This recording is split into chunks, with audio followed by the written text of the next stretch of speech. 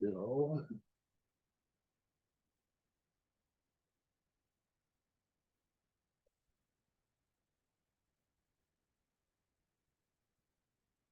okay. So probability and odds, right? It's calculating how likely something is to happen.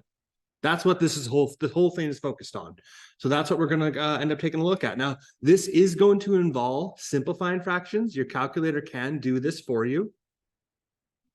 But that is something that is going to be necessary here. So, if I'm looking at this one here, if I want to simplify this one, again, your calculator can do it for you. You might eventually go through, usually you want to go through the numbers of like 2, 3, 5. It's usually one of those ones like you could usually simplify it with. In this case, I know that 39 is divisible by 3 and as is 117.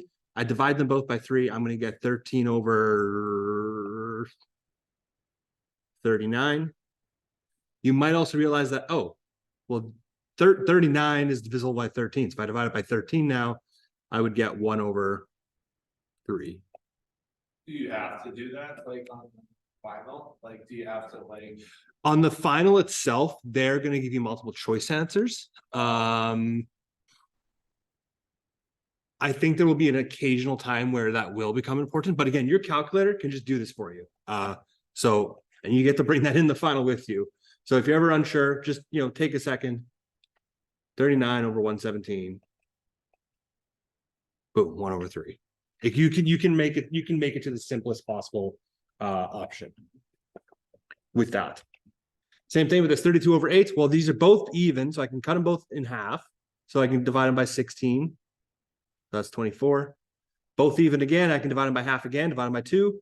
I'll get 8 over 12. Same thing, they're still even. You'll get 4 over 6. And same thing, they're even again, 2 over 3. I can no longer simplify it. So simplifying fractions is going to be a fairly important skill here.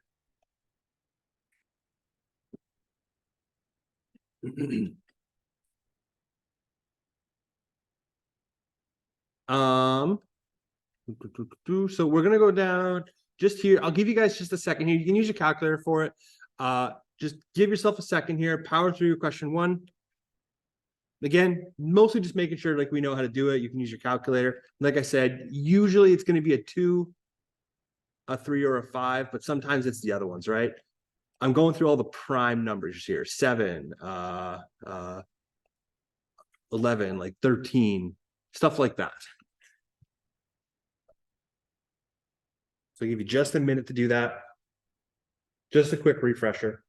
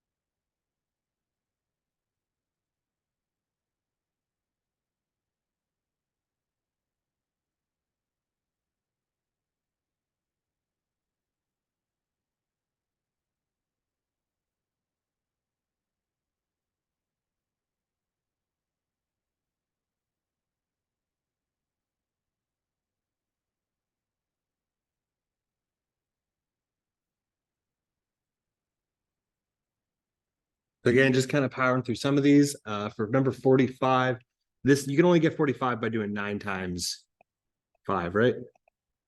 So it has to be one of these.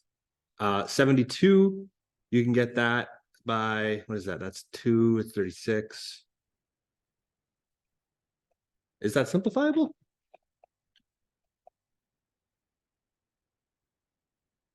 Oh, yeah, it is. Okay, 5 over 8. This one here, I don't know, you probably go down by 2s and stuff. I'm just going to cheat and use my calculator just for the sake of time. This is not the main point of the lesson. 294, 4 over 7, and so on and so forth, right? I can see these ones here. You can start with 5s. These ones here, looks like you could go with 3s. Again, just kind of giving an example here. Now, this is not the key thing, but fractions are really important. Now, if I flip a coin, what's the odds it's going to land on heads? 50-50. 50-50. Or 1 over 2. Or what about as a percentage? 50%. So all 3 of those ratios, decimals, fractions, percentages, really important skill to have when we're talking about probability and odds. They mean the same thing, right? Everything we just said, 50-50, 1 and 2, 50% means the same thing. So we're kind of bringing back the fractions, decimals, and percentages as well. This is a really important skill to have as well. I know that for it to turn 1 over 5 into a decimal, it's literally 1 divided by 5, right? Again, calculator can do all that work for you. You change it up, it's going to be 0.2. Now, if we want to turn a decimal, so we want to convert a fraction to a decimal, we divide the numerator, the 1, divided by the 5. This is our numerator. This is our denominator here. So I literally did 1 divided by 5. So we got 3 different things here. The next one is, well, what if I want to turn this decimal into a percentage? Times by 100. 0.2 times 100 is going to give me 20%. What if I want to turn a percentage into a fraction? 12 over 100 per cent, right? How many cents are in a dollar? 100. That's what that means. So this is actually 12 over 100 is what that actually means. And then you simplify it, right? Oh, well, 12 over 100, if I divide that by 2, I'll get 6 over 50. Divide that by another 2, I'll get 3 over 25. Now, how do I turn this fraction into a decimal? 3 divided by 25. That's exactly it, right? So it's just a useful skill to have. These all mean the same thing, right? Like these still have the same value. They're just expressed differently. So we have to get fairly fluent at this. 3 over 25 is the same thing as 0.12. It's the same thing as 12%.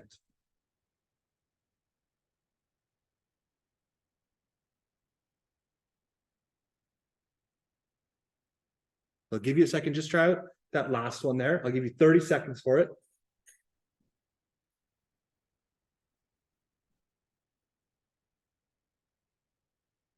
Not a lot of time.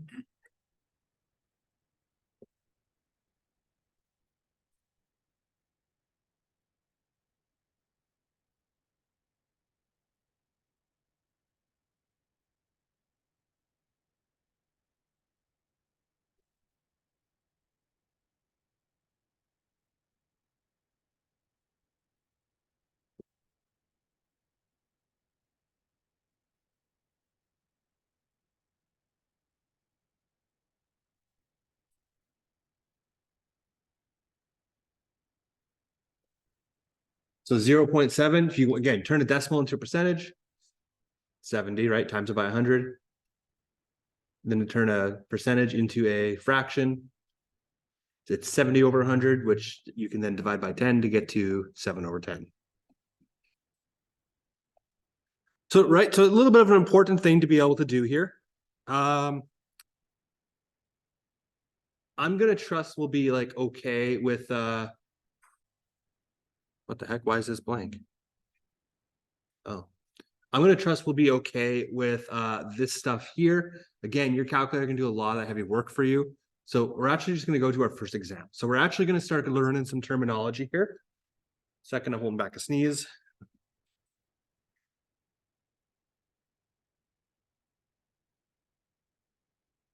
Oh, excuse me. Thank you.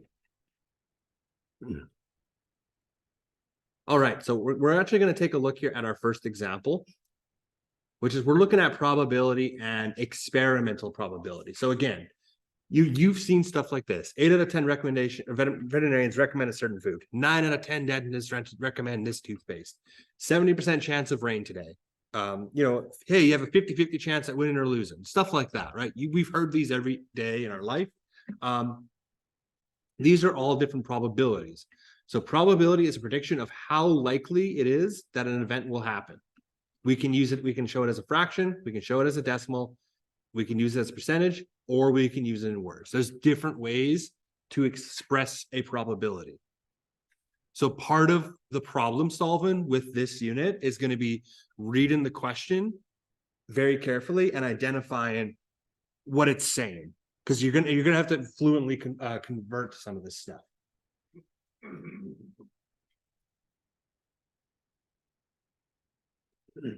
So we have a formula,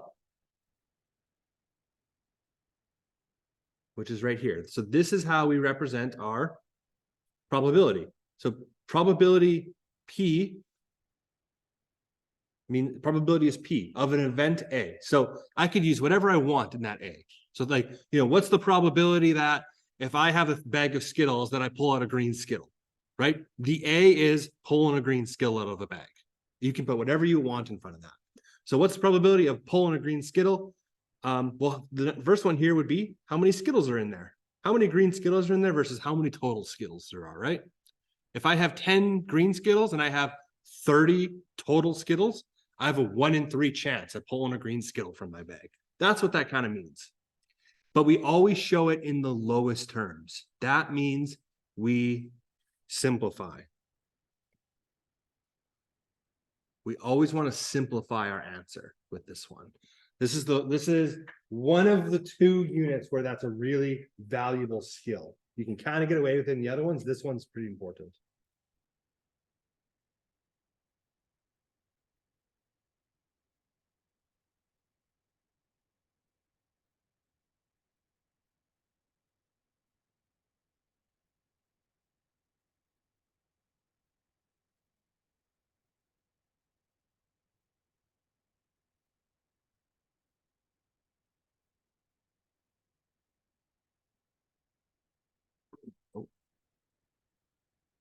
So the next thing here is experimental probability. So this is primarily what we're focused on today, is the experimental probability. So this is calculated. We take the occurrences of A. Again, A can be anything. I'm going to use the example here of a green Skittle. I have a bag of Skittles. I want to know what's the probability of pulling a green Skittle? And we're just on a unit 4 here on page 146. So if I want to know what the probability is of measuring the occurrences of pulling a green Skittle in a data set or a running trial to figure out how many times pulling the green Skittle occurs. So basically, when we think about experimental probability, let's run an experiment. Let's do it. So if you were to flip a coin twice right now, you have 1 coin and you decide, I'm going to flip it twice. Logically, how many times should you get heads and tails? 1 of each, right? I flip a coin 2 times, I should get 1 head, 1 tail. That makes sense mathematically, right? But have you ever done it? You flip a coin twice, you get heads twice? So it's experimental. That's an experiment. You've actually gone and done it. So the big thing here we're focused on is we are actually running a trial. We are doing the thing.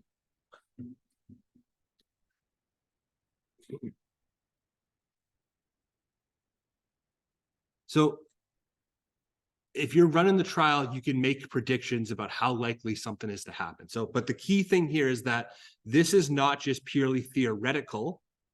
This is what happens if we actually go and do it. And sometimes that doesn't align perfectly with how math should operate, right? Sometimes you get lucky, sometimes you get unlucky.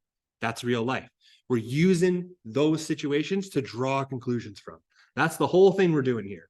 So the official definition here of experimental probability, it's a ratio of the number of occurrences of a particular event during an experiment or a trial to the total number of trials conducted. And again, if we're thinking about green Skittles versus all Skittles, I have a bag of Skittles. And if I take out some Skittles from there, I want to know, hey, I want to know how many green ones I have. Maybe I have one green one and there's 3 total Skittles there. I've taken out 4 Skittles. So I've taken out 3 Skittles and one of them was green. I conducted a very small experiment there.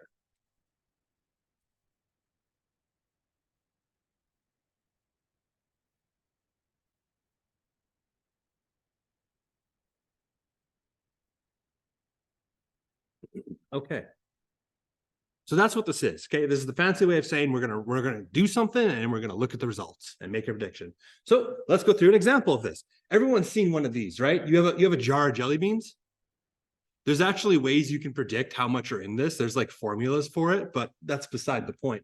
So if we want to know, so if we have someone who had bought a bag of bulk candies, she counted them and found out that 15 of these were red, 12 were green, 12 were purple, and 13 were orange. Well, we want to calculate the probability of, if I just pick a random one, I've closed my eyes, I've shaken the jar up, I put my hand in, I pull out a jelly bean. What's the odds of it being red? We want to know it as a fraction, a decimal, and percentage, and in words.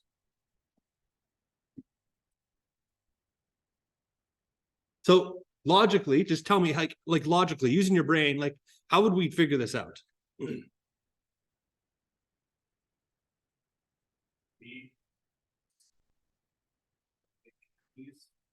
So you're using the math part, which I like, but like, what are we actually trying to find here? Well, we're trying to figure out, we have this many red ones and we have how many ones in total. That's what so we're just using those 2 bits of information. So you're right. If we're using the math part here, we're using this formula, the P.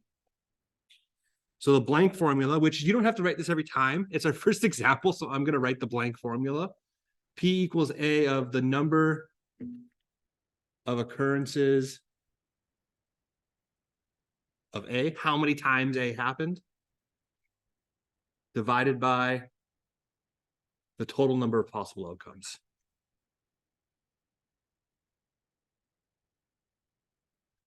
Now, this is going to suck to write every time, right? We don't really do that.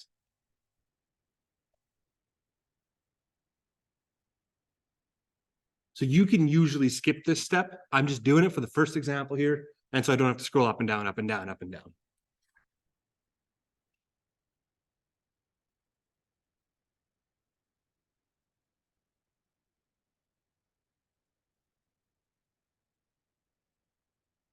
So P is probability, right?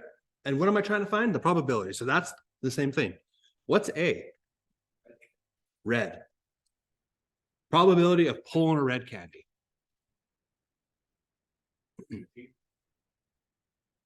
Sorry? Oh yeah, 15. So I know there's 15 red candies in this bag, right? And then how many outcomes are there? Like how many candies are there? 50. That sounds right. That looks right. So there's 15 red candies and there's 30 total candies. Sorry, 50 total candies. So what's my probability? 15 over 50. But am I done? No, you always got to simplify, right? So again, your calculator can do that for you. You might also look at this and be like, oh, those are both divisible by 5. I could also just do that, right? If you do that, you should end up with 3 over 10. I'll just type it in, why not? So the probability of pulling a red candy is equal to 3 over 10. Am I done? What else I need to do? Take it as a percentage.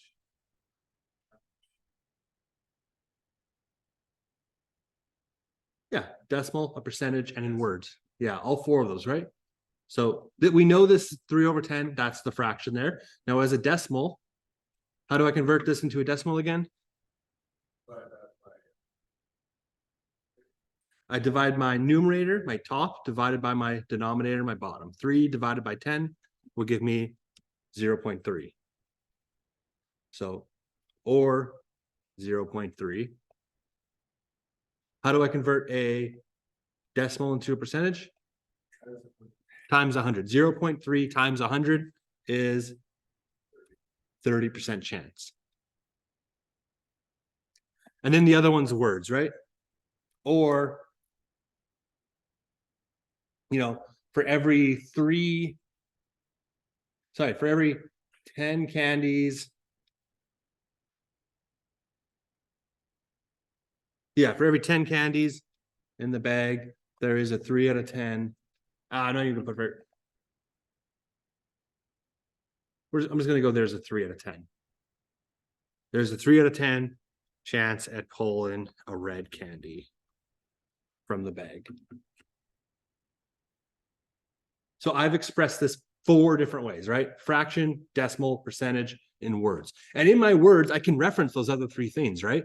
Most of the time, we're going to get this information from words.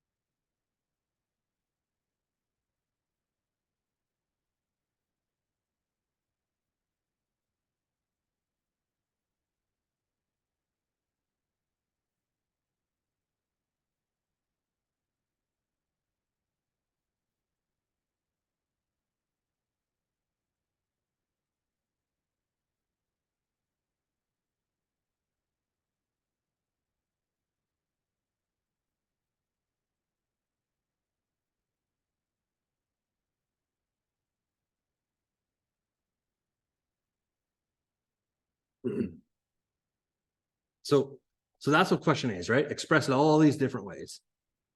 Now, question B is asking, well, what's the probability chosen if a candy's being green or purple? So in this case, well, question B is, I'm going to use my same formula. I'm not going to write it all over again, right? But in this case, what's the probability of green or purple, G or P? You can always shortcut it. How could I figure this out? Yeah, add them both. How many green candies are there? 10. How many purple candies? 12. So in total, I have 10 plus 12. Just for the example, I'm going to put this, it's the, again, you don't have to put this part in there. But I'm just doing it to kind of like show as an example.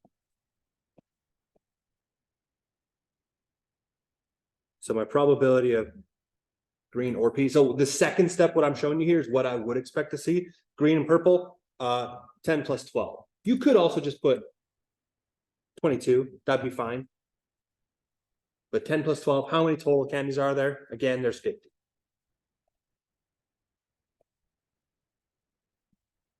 So if I do that, I get 22 over 25 or over 50.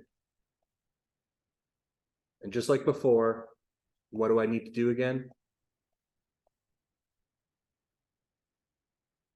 I need to simplify this. You always need to simplify this. 22 over 50 is going to give me 11 over 25. I divided both parts by 2. And now that can't get simplified any further.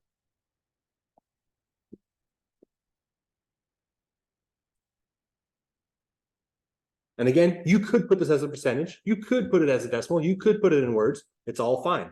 Unless it specifies, whatever works for you.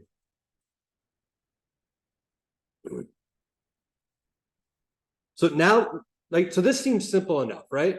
I think most of us have experienced this at some point. It's not too complicated of a concept. It's when we apply this concept to something different that it can get more complicated. So question C is, well, what if I have a bag of 1,000 candies? How many can we expect to be red? not as easy to figure out anymore, right? We've changed the context here. All I've done is I've taken this bag and I've made it bigger. The ratio should still be the same though. So for question C, so we can calculate the number of red candies by multiplying the total number of candies by the probability of a candy being red. Now, if you're looking at it and you're being like, what is he saying right now? Don't worry. We'll make some sense of it in a second. But this is how we're going to solve it. So I'll give you a second just to write that down.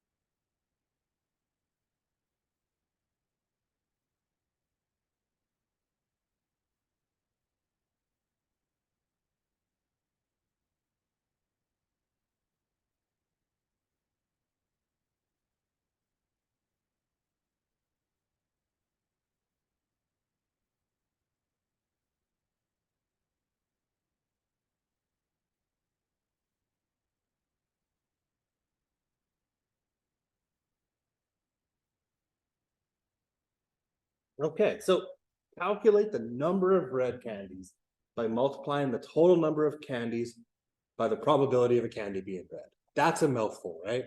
Let's break it out. So we think about this. What's our total number of new candies now with question C? How many total candies does this bag have now? 1,000. What's my probability of a candy being red? And that's from part A.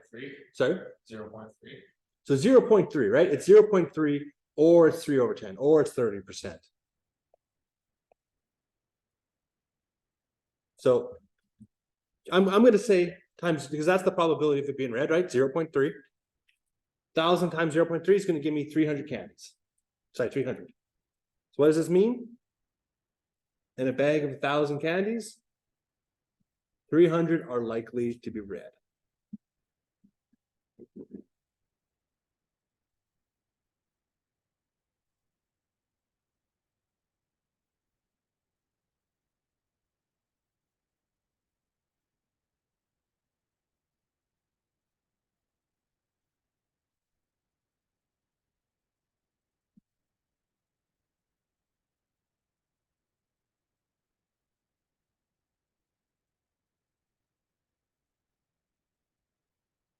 Now, alternatively, you could use this as an algebra too. You won't need to, but you could. So I also know that, well, how many of my candies up above were likely to be red? I know that 3 out of every 10 candy was, right? Those of you who took math with me last block, you might recognize this exact thing I'm doing here. Well, how many candies are in the big bag? How many red candies are in the big bag? I don't know. Question mark. No idea. But I do know that the big bag has 1,000 candies. So I could use that ratio stuff from the from last year where, well, 3 times some magic number is going to give me the answer. And it has to follow the same down here. 10 times something's going to give me 1,000. If I'm looking at this, 10 times what gives me 1,000? 10 times 100, which means that 3 times the same number should also give me my answer of 300. Again, either one of these, what did I just do? Either one of these works.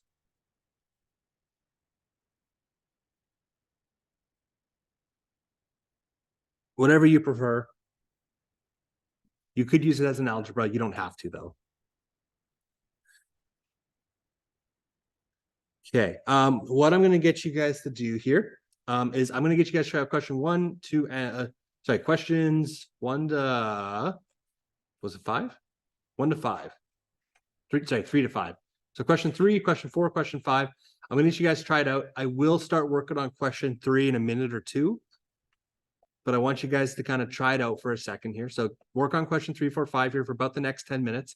In a couple minutes, I will work through question 3 as well if you're a little stuck, but just try it out. Now for question B here, now did you guys get the same answer as well? For question B?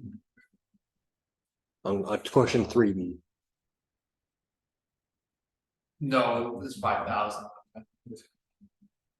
Oh, for, sorry. Oh.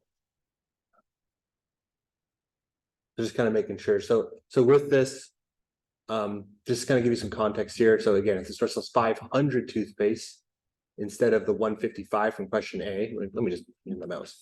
So if it sells 500 instead of the 155, how many of brand B? Well, I use that same thing. I use my new number, 500, and I'm timesing it by my odds of that B in probability B from up here, which is 23 over 155, right? Right.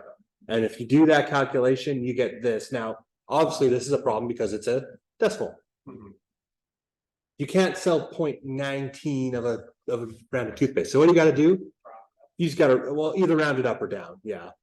So I'm going to round it down here. Sometimes you can have a decimal, but because I'm talking about a physical item and it's just 74.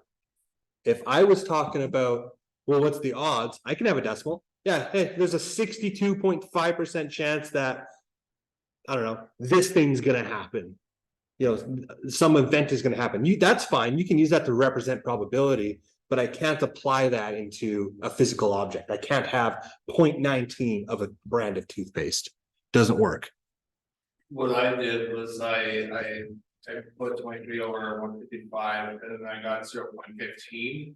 Mhm. Or it was like 0.14, like it's extremely close to 15. I just rounded up to 15 and I got 75 tubes. That can work. It's not as accurate as this because you're instantly rounding. Oh. Yeah, so that's why I recommend try and keep it as a fraction if you can, because 23 over 155 Oh, okay. is slightly more accurate. When you're applying it to bigger numbers, that's when it might make the difference of 1 or 2. Okay. Yeah. That makes sense. So I just wanted to go over that one because I think these types of questions tend to be the ones that where it's a little bit easier to make mistakes, where you get a little bit more confused, unsure what to do, is when we change the total number of things. And now we need to change the scale, make the scale stays the same, but we're applying more candies or less candies or whatever that is. So I'll let you get back to it here. I'll give you guys like another 5 minutes. Again, if you're not sure, ask for help. I'll go over one of these as well in 5 minutes, not both, but one of them.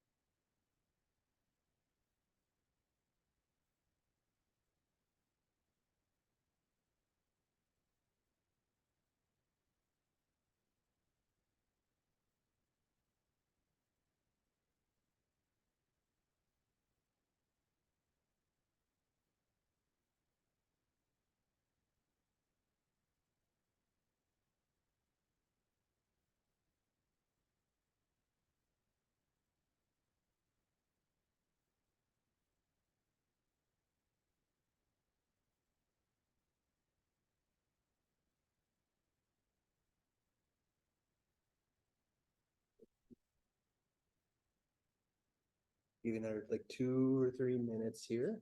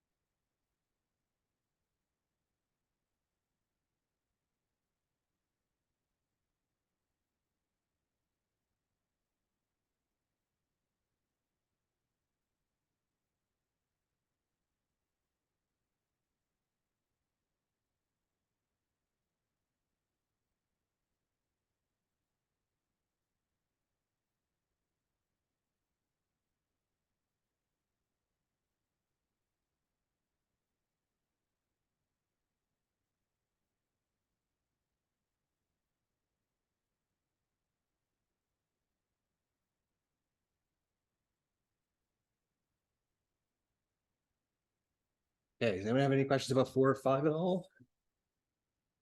Oops, I was recording the whole time.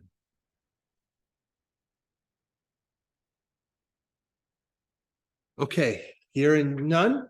We're gonna do, this is the last thing we're kind of gonna focus on today, which is sample size. This is, it's on next page here. So we're looking at sample size here. Now, when we look at taking an experiment, we need to consider what's called a sample size. Now, a sample size is the total number of objects or the events being counted. So if I go and do a poll, let's say I want to, let's say I want to talk about, hey, who do you think is going to be the next prime minister in the next election? And if I go and ask 2 people, and one of them says Justin Trudeau, one of them says Pierre Poilievre. Oh, okay, 50-50 chance right now. I've only asked 2 people, right? That's not a very good size of people to get a good opinion from. I'm trying to get a large enough group of people where I think I can take these results. If I ask 1,000 people, hey, who are you voting for in the next election? That's probably going to be a little bit more accurate than it's going to be neck and neck, 50-50 chance, right? So that's the same concept here. So a very small sample size may not give you results that are representative of the whole population. And that population doesn't just mean people in this case, it means of whatever you're talking about. When you have an appropriate sample size, as in you've asked enough people, the probability of the event of interest will be the same in the sample size as the population of a whole, or rather it'll be as close as possible. Right? A big sample size is more accurate than a small sample size. So let's add some additional context here. So I have an example here. We have a large cafeteria that serves lunch to over 400 people per day. So that's a pretty big cafeteria, right? 400 people per day at lunch. Lunch is like an hour. It's given like 10 people every minute. Every couple seconds, boom, here you go. Every couple seconds, boom, here you go. Lots of people. So they offer a bunch of different options. They offer 4 different options. They have spaghetti, a hamburger, chicken chow mein, and a vegetarian dish. The first 10 people at lunchtime come in through the line and no one chooses the vegetarian dish. So we get the first 10 people out of 400 people. They all pick something different except for the vegetarian. The manager decides to remove the vegetarian dishes from the menu in the future. Is this a good decision? So first off, do you think this was a good decision, removing the vegetarian option? How come? How come? So you're thinking no, but how come? And this is where it's more difficult, is trying to express it in words, right? Everybody should be able to eat something. Everyone should be able to eat. So you're talking about like the ethical side of it, which is like, you know, it's 2024. You should have a vegetarian option here. Let's think about the math aspect of it though. So there's over 400 people who come in every single day and eat lunch. They've gone through 10 of them when they make this decision. Is it possible that of those 390 people remaining, some of them or a lot of them might have chose the vegetarian dish? Probably. The sample size is too small, right? So this is not a good decision. There are likely some vegetarians who want to eat at the cafe who are not at the front of the line.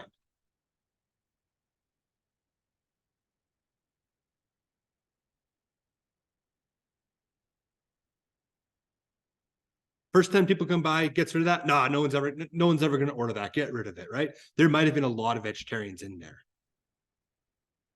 It's just he made the decision too soon. Now, if he let all 400 people go through and only two people chose the vegetarian option, at the end of the day, he might realize that, no, this isn't worth preparing. Let's just get rid of it altogether. He'll have more proof. He'll have a big enough sample size where he can make that decision. After 10 people, though, that's not enough sample size, right?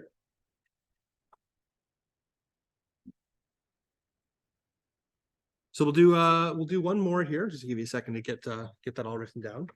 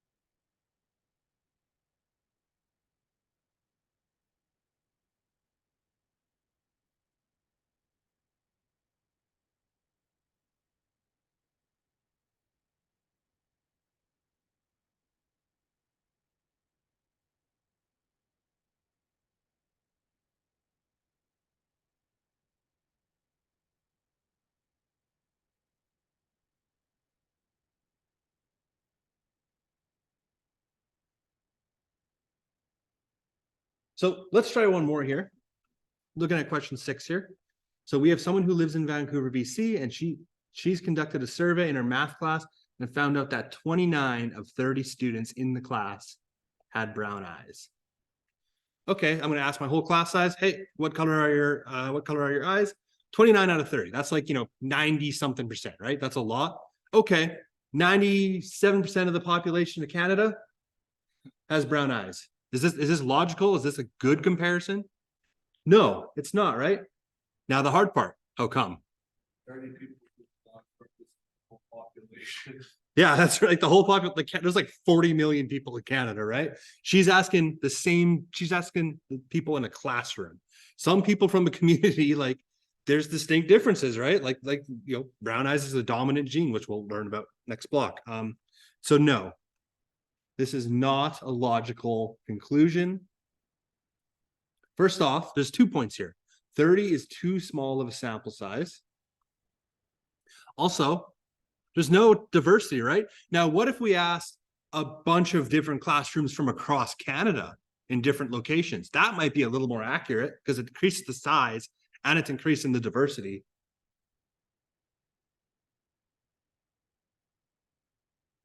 They were also of a similar demographic, right? The same age and the same location.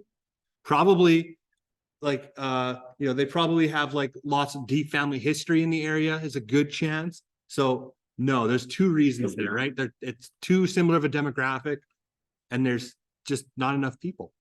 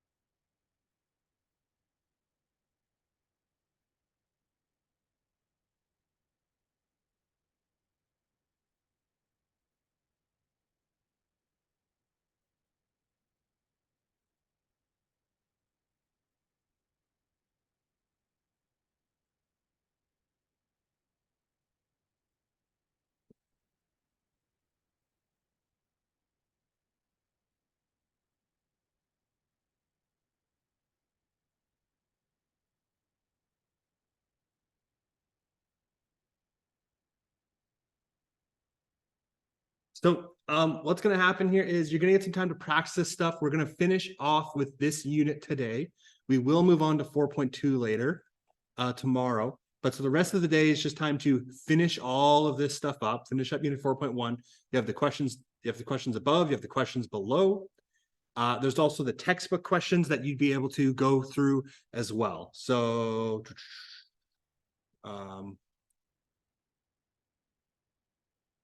so you can finish the workbook. You can complete 4.1 exercises in the textbook as well.